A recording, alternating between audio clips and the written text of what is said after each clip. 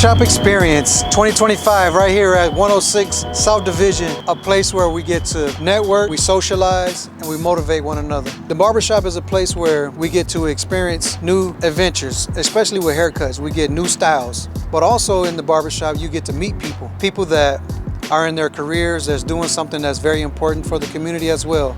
So you also have an outreach at the barbershop. It's the beginning of a chapter of a book, you know? So I'm down for the whole experience. That way we could bring everybody out the underground, show their talents off. Later on, hopefully we get some competitions going on, and we just go from there, man. I think this was a beautiful experience. A lot of people here, you know, great community, a lot of diversity and different perspective of life. Community aspect of things, like I really like coming to the shop and feeling like I'm a part of the community. Like it really feels good. I don't feel like I'm just at a barbershop. I feel like I'm at a place where family is, and that like means a lot. I really appreciate that.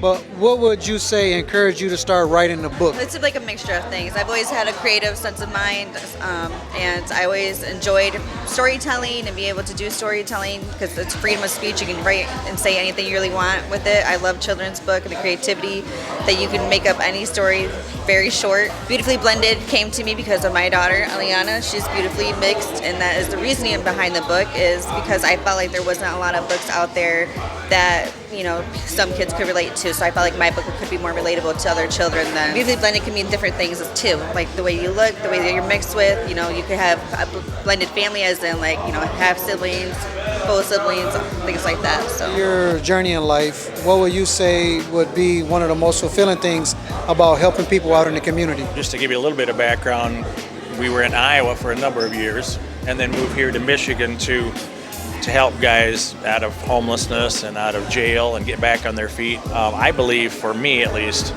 that was a calling from the Lord to do that.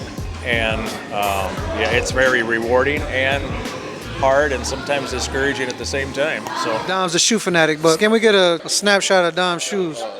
We got the Kobe's. Rest in peace, Kobe. Yeah, my favorite basketball player was Kobe.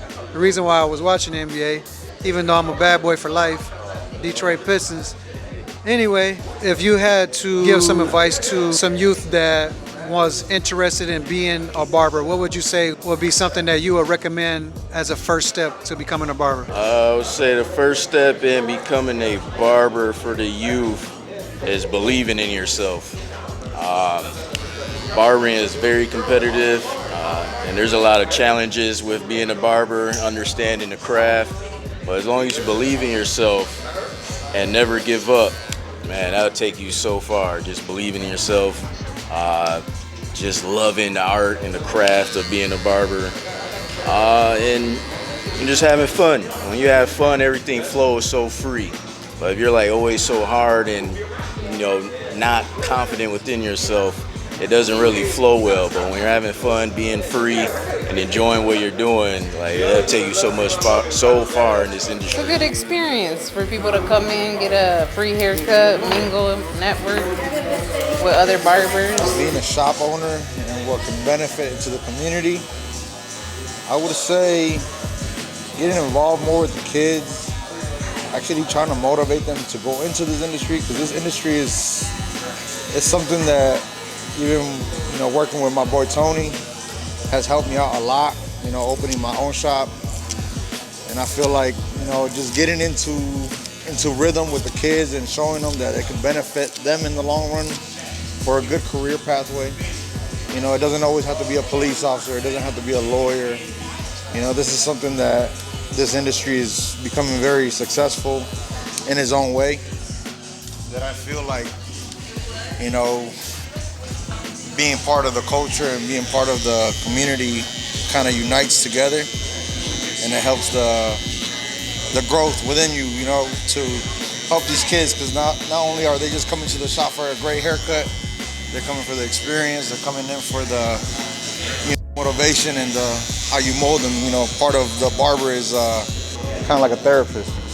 Honestly, I started selling supplies, you know, I would say probably about 10 years ago. But me cutting hair, I've been cutting hair for over 20 years. I started off cutting hair in the locker room when I was in middle school. You know, I started doing it just to make a couple dollars on the side, because back when I started cutting hair, you can get a haircut for $5. You know, haircuts is like, you know, $35, $40 now. But that's why I initially started off cutting hair, because I was just trying to make some extra money, make ends meet. And when I graduated from high school, I knew that that's what I wanted to do, because honestly, I like to, you know, be my own boss and make my own rules and do my own time. The Barbershop Experience, this is something that we want to continue to do. We appreciate everybody for their participation, and we look forward to doing more. Grand Rapids, let's shine. Have a wonderful day.